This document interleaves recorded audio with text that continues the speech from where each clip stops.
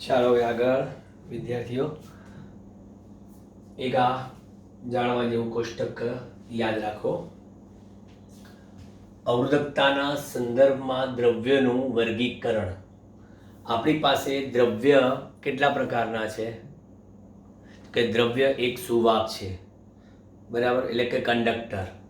બીજું અવાહક એટલે કે ઇન્સ્યુલેટર, અને ત્રીજું અર્ધવાહક એટલે કે સેમી કંડક્ટર. આ ત્રણ પ્રકારના આપણી પાસે દ્રવ્યો છે. એ દ્રવ્યોમાં આપણે અવરોધકતાના સંદર્ભમાં ચર્ચા કરવી હોય તો સંપૂર્ણ જો સુવાહક લઈએ ને તો સંપૂર્ણ સુવાહક તો એમાં અવરોધકતાનું મૂલ્ય કેવું હોય? શૂન્ય હોય, બરાબર. પણ વાહકતા અનંત હોય. સંપૂર્ણ સુવાહક દ્રવ્ય લેશો તો અવરોધકતાનું મૂલ્ય તમને કેટલું મળ્યું? શૂન્ય. અને વાહકતા અનંત. પણ જો સંપૂર્ણ અવાહક લેશો તો અવરોધકતા અનંત અને વાહકતા 0 થઈ ગઈ. અને સુવાહક માટે જોશો તો સુવાહક કરતાં અવરોધકતા એની વધારે, અર્ધવાહકની, પણ અવાહક કરતાં કેવી? ઓછી. ધાતુ પદાર્થની વાત કરીએ તો એની અવરોધકતાનો રેન્જ આપેલી છે 10⁻8 ઓમ ઇન્ટુ મીટરથી 10⁻6 ઓમ ઇન્ટુ મીટર. સિરામિક, પ્લાસ્ટિક ને રબર જેવા અવાહકોની અવરોધકતાની રેન્જ જોઈતી હોય તો કહે છે કે એ અવરોધકતા ધાતુની અવરોધકતા કરતાં 10⁻18 ગણી વધારે છે. પણ 100% અવાહક લઈ લઈએ તો સવાલ નથી કે જે વધતી છેલ્લે કેવી થઈ જાય? અનંત થઈ જાય. અને અવરોધકતા અનંત થઈ જાય તો એનું વ્યસ્ત વાહકતા કેવી થઈ જાય? શૂન્ય. પછી તાપમાનના સંદર્ભમાં વિચાર કરીએ તો તાપમાન વધારતા અવરોધકતા શું થાય? વધે અને વાહકતા ઘટે. કોની? ધાતુની, એટલે કે સુવાહકની. અને અર્ધવાહકમાં તાપમાન વધારતા એની અવરોધકતા ઘટે અને વાહકતા વધે છે. તો હવે આ બધાના સંદર્ભમાં આપણે ધાતુઓ માટે અવરોધકતાનો તાપમાન સાથેનો જો સંબંધ વિચારવો હોય તો એ સંબંધ માટે 11મા ધોરણના કોન્સેપ્ટનો ઉપયોગ કરીએ કે અવરોધકતામાં થતો ફેરફાર એ કોના સમપ્રમાણમાં? ધાતુની અવરોધકતામાં થતો ફેરફાર એ કોના સમપ્રમાણમાં? તો કે છે તેની મૂળ અવરોધકતા એટલે કે સંદર્ભ તાપમાને મળતી અવરોધકતાના સપ્રમાણમાં અને તાપમાનના ફેરફારના પણ સમપ્રમાણમાં. ડેલ્ટા રો ચલે છે ρ0 ડેલ્ટા ટી. સપ્રમાણતા દૂર કરો એટલે અચળાંક તરીકે આવશે ડેલ્ટા રો બરાબર આલ્ફા ρ0 ડેલ્ટા ટી. જ્યાં આ શું છે? આલ્ફા બરાબર અવરોધકતાનો તાપમાન ગુણાંક. હવે જેનો એકમ ડિગ્રી સેલ્સિયસ ઇનવર્સ. કારણ આનો એકમ સરખો ઉડી ગયા તો 1 તાપમાનનો એકમ થઈ ગયું. હવે ડેલ્ટા રો એટલે શું? તો કહે છે કે ટી તાપમાને અવરોધકતા માઇનસ સંદર્ભ તાપમાને અવરોધકતા. અવરોધકતામાં થતો ફેરફાર ρT માઇનસ ρ0 બરાબર શું? આલ્ફા ઇન્ટુ ρ0 અને તાપમાન ટી ઓછા સંદર્ભ તાપમાન. હવે એ પણ હું તમને અહીંયા લખાણમાં કહી દઉં કે જ્યાં ρ0 બરાબર શું? સંદર્ભ તાપમાન, સંદર્ભ તાપમાન એટલે કે T0 અવરોધકતા. સંદર્ભ તાપમાને અવરોધકતા ρT બરાબર ટી તાપમાને અવરોધકતા. તમને જે તાપમાન આપ્યું છે એ તાપમાને અવરોધકતા. સાદરૂપ આપો તો ρT બરાબર ρ0 પેલી સાઈડ જતા રહે alpha into ρ0 into T minus T0 એટલે તમારી પાસે રિલેશન આવે છે √t બરાબર ρ0 ઇન્ટુ બ્રેકેટમાં 1 plus alpha into T minus t0. દાખલામાં આ સૂત્ર તમારે ઉપયોગમાં આવશે. √t બરાબર ρ0 into 1 plus alpha into T minus t0 એમાં તમારે દાખલામાં કામ લાગશે. સેમ આવું જ સૂત્ર અવરોધ માટે પણ બની શકે. એ હું તમને અલગ લખી આપું. અવરોધ માટે જેવું અવરોધકતાનું છે ને એવી રીતે અવરોધ માટે ટી તાપમાને અવરોધ RT બરાબર 0 તાપમાને અવરોધ અથવા તો સંદર્ભ તાપમાન 0 ડિગ્રી સેલ્સિયસ પણ લેવાય અને કોઈ બી 20 ડિગ્રી સેલ્સિયસ પણ લેવાય. સંદર્ભ તાપમાન ગમે તે પસંદ કરી શકાય. એટલે આ સંદર્ભ તાપમાને અવરોધ 1 plus alpha into T minus t0 બધું બાકી એઝ ઇટ ઇઝ. બાકી કોઈ ચેન્જ નહીં. જ્યાં આપણે કહીએ આલ્ફા બરાબર અવરોધનો તાપમાન ગુણાંક, પેલું અવરોધકતાનો હતો, આ અવરોધનો તાપમાન ગુણાંક. તમને જુદી જુદી પરિસ્થિતિના જો આલેખની વાત કરે તમને કોઈ, એટલે કોના અલગ અલગ અવરોધકતા વર્સિસ તાપમાન, અવરોધકતા વર્સિસ તાપમાન. પછી હું બતાવું પણ એ વાત કરું છું હું. અવરોધકતા વર્સિસ તાપમાન. પહેલી વાત કરું હું કોની,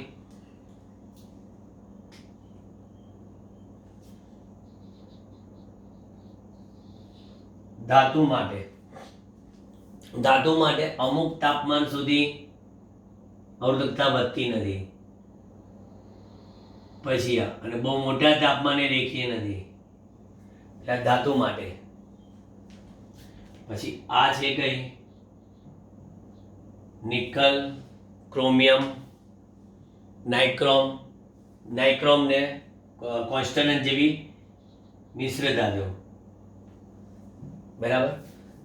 મિશ્ર ધાતુની જો વાત કરશો તો મિશ્ર ધાતુની ખાસિયત શું ખબર છે? નિરપેક્ષ શૂન્ય તાપમાને પણ અવરોધકતા શૂન્ય નથી હોતી અને પછી આમ વધે છે મિશ્ર ધાતુ. બરાબર. કોન્સ્ટન્ટ જે છે અને નાઇક્રોમ છે, આ બે મિશ્ર ધાતુઓ છે, એની અવરોધકતાનો તાપમાન સાથે સંબંધ. અને આ છે આ રીતના જે બતાવે છે કોનો હશે તો કે સાહેબ એ અર્ધવાહક માટે છે. અર્ધવાહક માટે તાપમાન વધતા અવરોધકતામાં ક્રમશઃ શું જોવા મળે છે તો કે અવરોધકતામાં ક્રમશઃ ઘટાડો જોવા મળે છે તમને. કમ્પ્લીટ. આ તમારી વાત આખી થઈ ગઈ. જોઈ લો, કારણ કે પેલું માહિતીવાળું છે અવરોધકતાના સંદર્ભમાં દ્રવ્યનું વર્ગીકરણ, એ ખાસ કરીને ખાલી જગ્યા, MCQ, વિકલ્પ એમાં પૂછાય.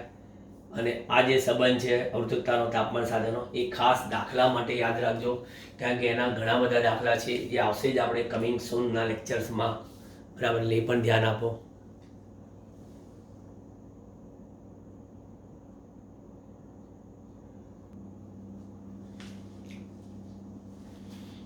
ચલો હવે બીજો એક મોસ્ટ ઇમ્પોર્ટન્ટ ક્વેશ્ચન, ખાસ અગત્યનો.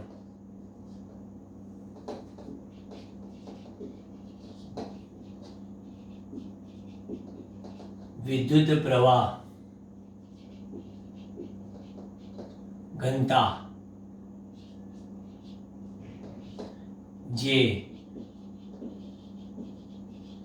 સમજાવી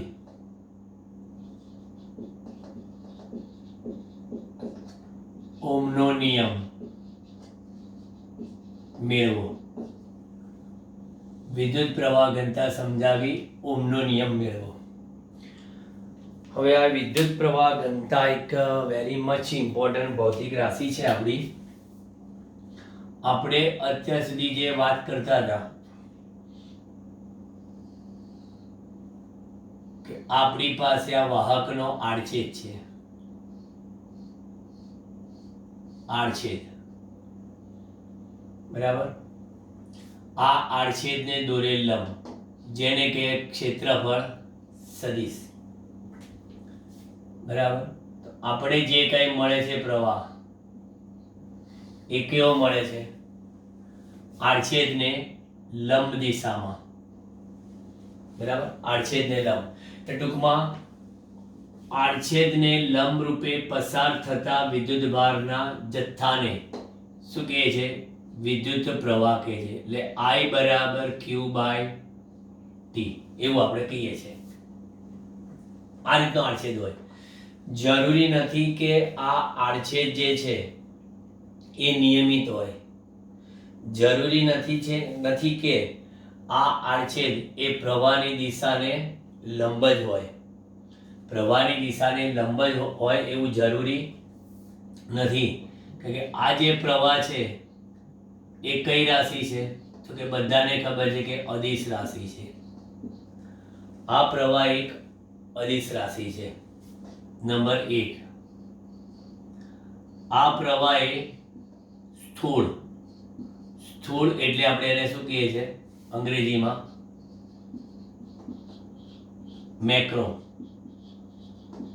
મેક્રો રાશિ છે, બરાબર. અને નંબર 3, આ રાશિ છે એ સમગ્ર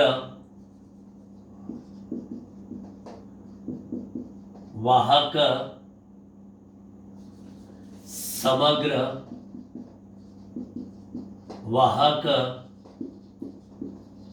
તાર પરની લાક્ષણિકતા છે. નંબર 4, અને આનો એકમ એ એમ્પિયર છે. આ એક સિમ્પલ આપણે અત્યાર સુધીમાં જે પ્રવાહની જર્ની કરીને એની મેં વાત કરી. હવે હું આની વાત કરું છું.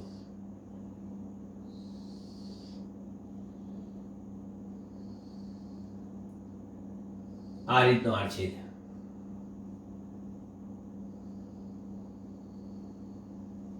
હા, અને એમાં આટલો પોર્શન જ લો. આ આડછેદનું પી બિંદુ લો. તો પી બિંદુ આગળ પસંદ કરેલ સૂક્ષ્મ આડછેદ એનો ક્ષેત્રફળ સદિશ dA સદિશ, અને આ આડછેદમાંથી પસાર થતો સૂક્ષ્મ પ્રવાહ DI લઈએ. આડછેદમાંથી પસાર થતો પ્રવાહ એટલે આ ક્ષેત્રફળ સદિશે કેટલો ખૂણો બનાવ્યો હશે? તો કે છે સાહેબ થીટા જેટલો. તો આ પ્રવાહની દિશાને લંબ એવો આડછેદ જો વિચારવો હોય તો એ કયો બને? તો કે આ પ્રવાહની દિશાને લંબ એવો આડછેદ વિચારવો હોય તો એ આ બને, અને એ આમ થાય.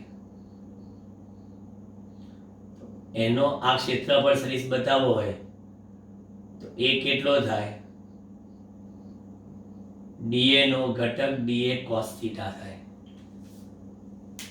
ત્યારે આવા સંજોગોમાં આડછેદના પી બિંદુ પાસે પ્રવાહ ઘનતા નામની ભૌતિક રાશિ વ્યાખ્યાયિત કરવી પડે છે.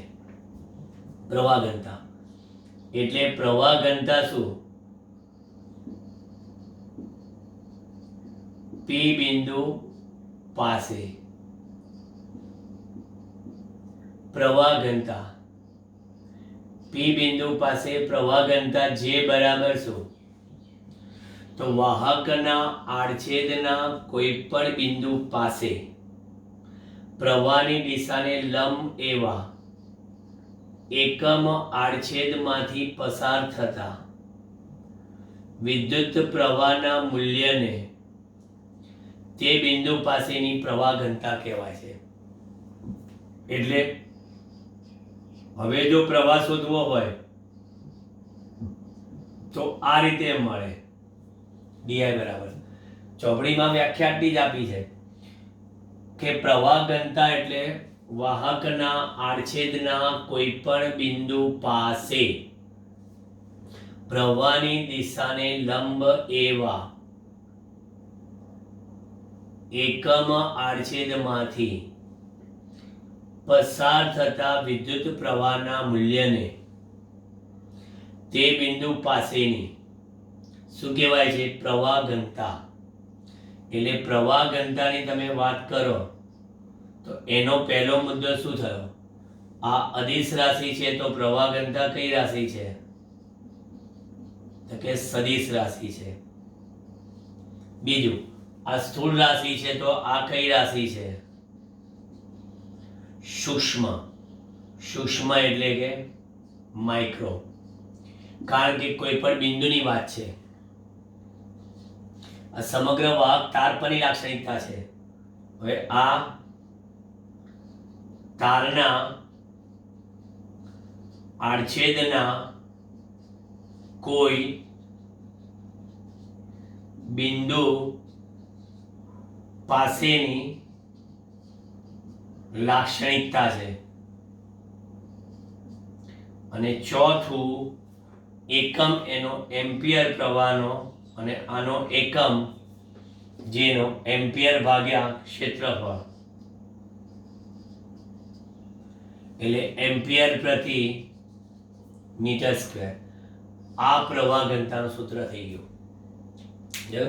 પ્રવાહ ઘનતા માટે તમે જો કે આડછેદ ગમે તેવો હોય તો હવે જુદા જુદા બિંદુ પાસેની પ્રવાહ ઘનતા જો વ્યાખ્યાયિત કરી નાખો તો સમગ્ર વાહક તારમાંથી સમગ્ર વાહક તારના આડછેદ પાસેથી પસાર થતો કુલ જો વિદ્યુત પ્રવાહ શોધવો હોય તો I બરાબર ઇન્ટિગ્રેશન ઓફ ડી લખાય. અને I બરાબર ઇન્ટિગ્રેશન ઓફ ડી એટલે integration of JDA cos theta લખાય. એટલે I બરાબર integration of J dot DA લખાય. આ એક નવો કોન્સેપ્ટ થયો કે પ્રવાહ ઘનતાનું સમગ્ર આડછેદ પરનું પૃષ્ઠ સંકલન એટલે કે તે સમગ્ર આડછેદમાંથી પસાર થતો પ્રવાહ આપે. જે આગળ ઉપર ફ્લક્સમાં ભણી ગયા, પછી વિદ્યુત ક્ષેત્રમાં ભણી ગયા, અરે વિદ્યુત સ્થિતિમાનમાં, એ બધામાં કામ લાગે. એવો જ આ મુદ્દો આવ્યો પાછો કે પ્રવાહ ઘનતાનું સમગ્ર આડછેદ પરનું પૃષ્ઠ સંકલન. હવે આમાં કહે છે કે જો આ આડછેદ સમગ્રપણે પ્રવાહની દિશાને લંબ રૂપે હોય. જો આડછેદ આવો નહીં પણ સમગ્રપણે પ્રવાહની દિશાને લંબ રૂપે હોય, એ લંબ રૂપે હોય તો આ થીટા 0 થઈ જાય. લંબ રૂપે હોય એટલે therefore થીટા બરાબર 0 ડિગ્રી બરાબર હોય. અને દરેક બિંદુ પાસે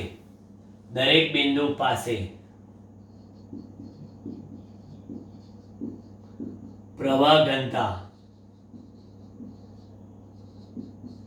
અચળ હોય તો પછી I બરાબર J ઇન્ટિગ્રેશન DA. કારણ જે DA cos 0 એટલે જે અચળ છે એટલે બહાર નીકળી ગયા DA, પરંતુ ઇન્ટિગ્રેશન DA એટલે આડછેદનું ક્ષેત્રફળ. ક્ષેત્ર નહીં પણ ક્ષેત્રફળ, કોઈ પાછું અલગ સમજશે. આડછેદ ક્ષેત્રફળ તો પ્રવાહનું સૂત્ર I જા જે આઈ બરાબર જે એ એટલે કે જે બરાબર શું આઈ બાય એ. આ તમારી પાસે શું આવી ગયું પ્રવાહ ઘનતાનું સૂત્ર. પાઠ્યપુસ્તકમાં ખાલી શું કરી ખબર છે એ લોકોએ વ્યાખ્યા આપી દીધી બરાબર અને એકમ આપી દીધું પતી ગયું છે કામ એમનું. હવે આપણે ઓમનો નિયમ લાવવો છે બરાબર પ્રવાહ ઘનતા સમજાવીને. આ મેં જે ચાર મુદ્દા લખ્યા ને બરાબર એ એકચ્યુઅલી શેના માટે છે તમને એક ખાસ કહી દઉં.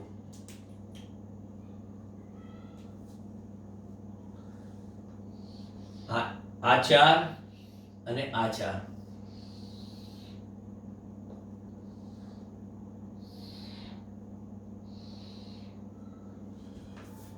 શેનો આઈ અને જે વચ્ચેનો તફાવત પૂછે ને તો એમાં કામ લાગે બરાબર. એટલે આ બંને એમાં જ લેજો ખાસ. બાકી પ્રવાહ ઘનતા તો અહીંથી તમારે ચાલુ કરવાની. પ્રવાહ ઘનતાની સમજૂતી આ વ્યાખ્યા કે વાહકના આડછેદના કોઈ પણ બિંદુ પાસે પ્રવાહની દિશાને લંબ એવા એકમ આડછેદમાંથી પસાર થતો વીજ પ્રવાહ તે બિંદુ પાસેની પ્રવાહ ઘનતા દર્શાવે છે. બસ ત્યાંથી પછી અહીંયા આગળ હવે ઓમનો નિયમ મારે લાવવો છે. આગળ જઈએ આપણે પાછા. અવરોધનું સૂત્ર R બરાબર શું હતું રો એલ બાય એ અને ઓમનો નિયમ V બરાબર શું હતો IR. હવે ઓમનો નિયમ મેળવ્યો છે જે મેળવી લીધેલો છે પણ આપણે પ્રવાહ ઘનતાના પદમાં તો V બરાબર IR બરાબર. પરંતુ V બરાબર શું EL એટલે શું જ્યાં E બરાબર L લંબાઈના વાહકને લાગુ પાડેલ વિદ્યુત ક્ષેત્ર L લંબાઈના વાહકને લાગુ પાડેલ વિદ્યુત ક્ષેત્ર. તમને ખબર છે વિદ્યુત ક્ષેત્ર એટલે વિદ્યુત સ્વતંત્રતા ભાગ્યા અંતર એટલે V બરાબર EL. અને R બરાબર શું એ તો ખબર છે રો એલ બાય એ. તો V ની જગ્યા પર શું મૂકશો EL I rho L by A મુકાઈ ગઈ કિંમત. કોણ કેન્સલ લંબાઈ એટલે E બરાબર શું I રો બાય એ. પણ I બાય એ બરાબર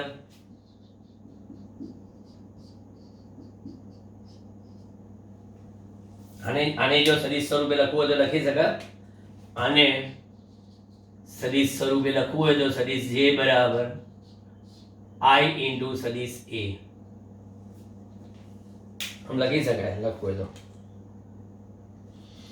I બાય બરાબર J તો E બરાબર શું થાય 0. E બરાબર 0 પરંતુ રો બરાબર તો 1 સિગ્મા J अपॉन तो J बराबर શું એટલે આ થઈ ગયો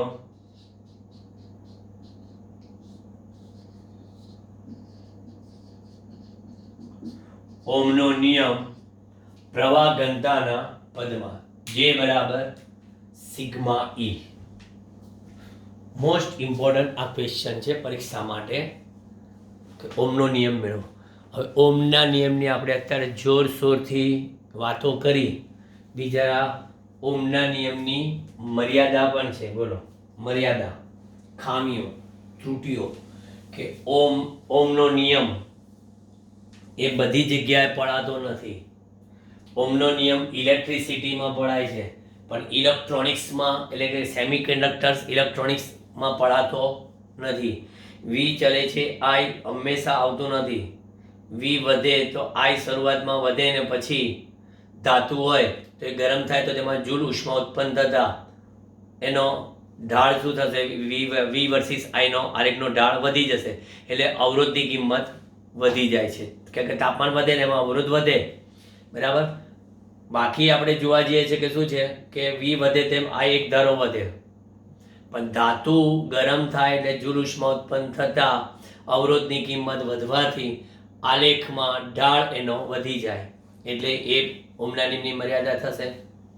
પછી transistor, PN junction diode, gallium arsenic પ્રકારના ની રચનામાં આ બધામાં તમે જોશો કે ઓહ્મના નિયમનું પાલન થતું નથી. એટલે ઓહ્મના નિયમની મર્યાદાની જો તમે વાત કરો ને તો તમને જસ્ટ ખાલી આટલામાં જ કહી દઉં.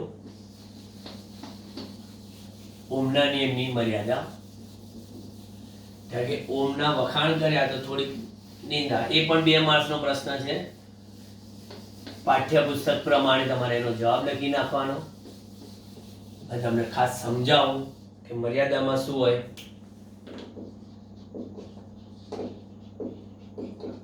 ઓહ્મના નિયમની મર્યાદા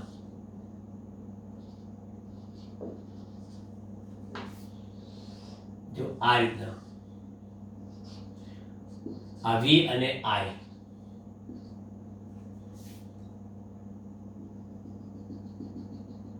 આને ઓહ્મનો નિયમ કહેવાય, બરાબર.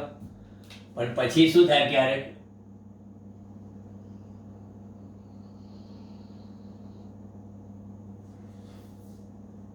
બરાબર ધાતુ ગરમ થાય એટલે જૂલ ઉષ્મા ઉત્પન્ન થતા બદલાઈ જાય, એટલે આને કહેવાય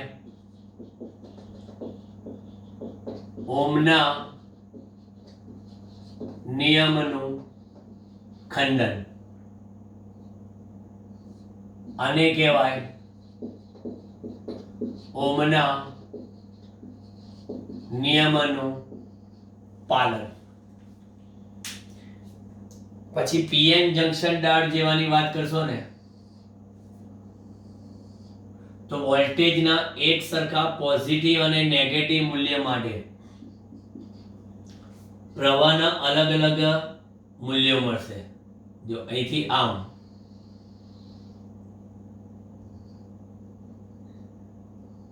અહીંથી આમ, એટલે આ પ્રવાહ જે છે એ પ્લસ, પણ શેમાં ખબર છે, મિલિએમ્પિયરમાં. આ પ્રવાહ વિરુદ્ધ દિશામાં, માઇક્રોએમ્પિયરમાં.